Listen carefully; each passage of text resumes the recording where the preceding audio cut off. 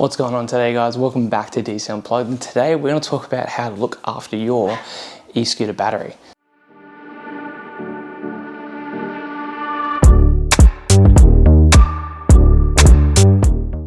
So let's start the video off by where you bought your scooter from. So it's always actually recommended to buy from a proper retail shop, whether that be, doesn't matter what brand, as long as you're buying it from a proper retail shop. So the reason why I say that is because they have to actually comply all their scooter stuff, including chargers and the batteries themselves, to some sort of standard.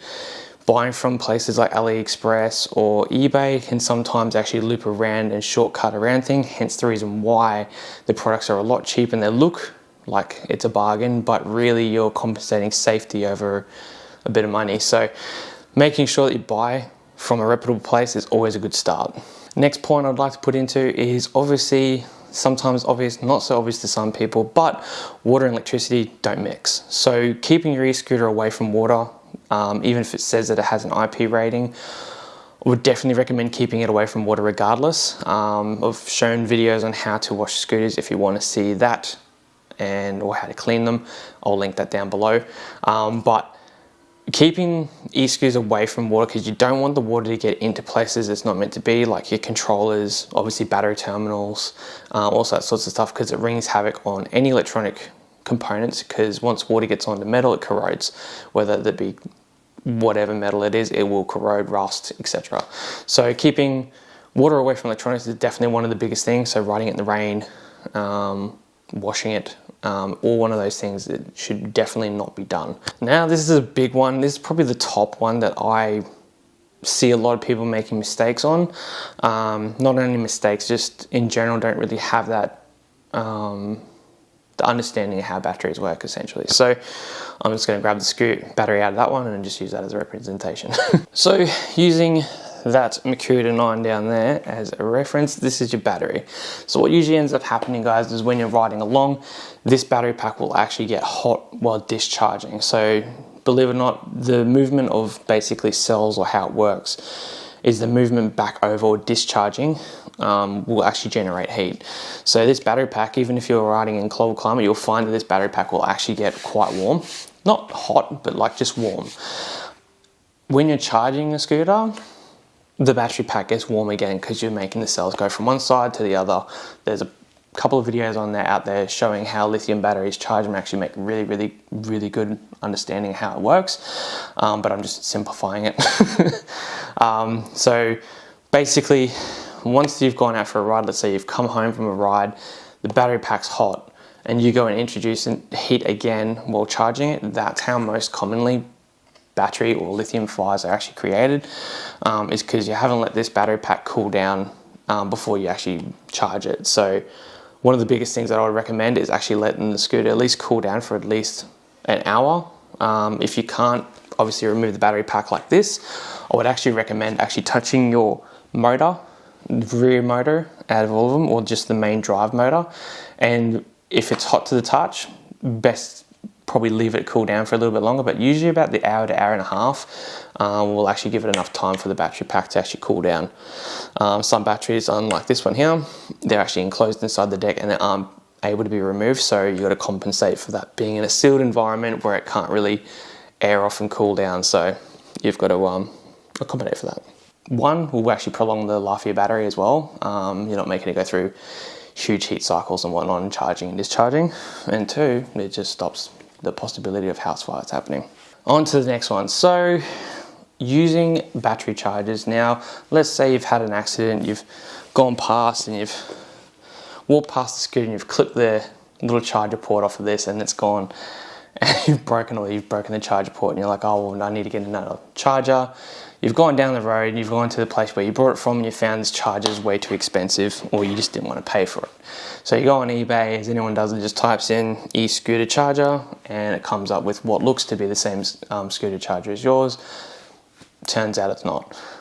There are different versions or voltage and amps that you really do need to look into. Not every scooter can be fast charged, and it's just not really a good thing to just grab any old charger and chuck it in there. So this little segment here is going to be a bit of two things. So obviously using your OEM chargers, so always pay for going to the same place you bought the scooter from and buying the correct charger for that exact same scooter. These two scooters here, which I have on display, use the same charger because they're the same company.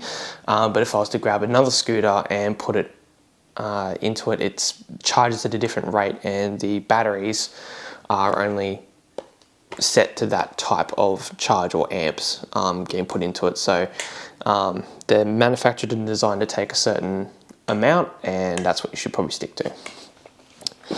Now, if you're a bit like myself and you have multiple scooters at your house, obviously if you've got a family, obviously dad's got to have the best and the fastest. Come on, guys. Mum's there, she's got something that's, you know, a bit average in the middle there. She's a bit fast, maybe she's more of a comfort person.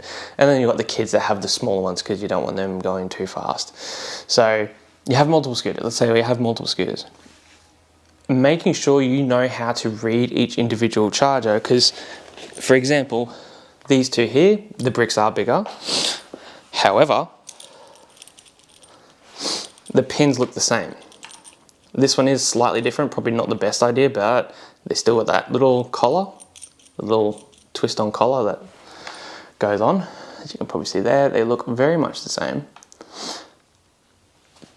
But the other ends is that they run completely different. Now I'll show you exactly what you're going to be looking out for, and it's probably a good idea if you do have multiple scooters just to tag the end of these. So probably grab like one of those little tag things and just say it's for X scooter. So let's say this one's for the Makuta 9, you'd put Makuta 9 there, and then this one here is for, well, what this one is actually for is a Lightning V2, so you'd put Lightning V2 on there. So just one of those things just to make sure that you are actually charging with the right scooter. These two chargers are not going to charge the same scooter, and it's very not a good idea to just plug in, even though they look the same, right charger for the right scooter. Now I'll show you how these are ran down and how to read the back of these chargers, because they do tell you what they are. So first things first, guys, we've got all this mumbo jumbo stuff on the back here. It's going to tell you like who's made it, all that sort of stuff. But you're pretty much going to look here. So input is DC 54.6 volts. So that one there is actually the one you're looking for. So I'll just get it zoomed in on that. If I can get, there we go. So you can see there, it tells you exactly what. So basically a 54.6 is a 48 volt scooter, which is obviously for the Makuta, and it's charging at 1.35 amp.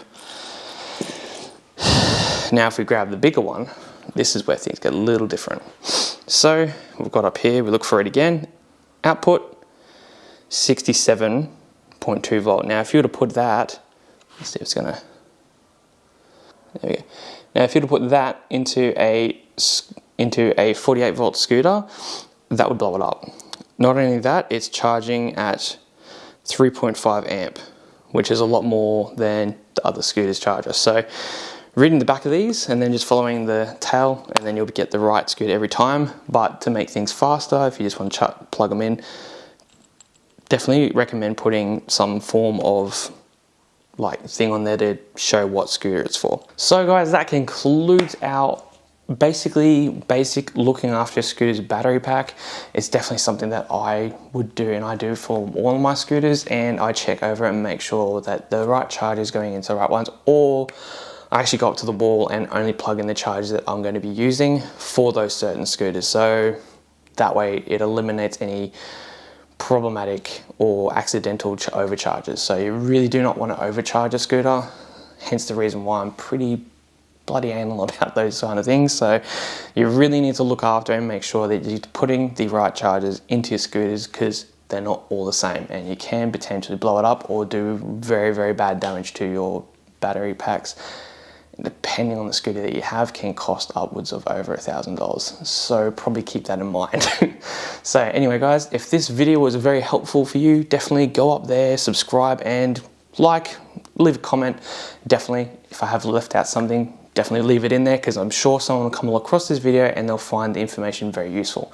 So anyway, guys, as always, thank you so much for watching. Think about subscribing, and we'll see you all in the next video. See you.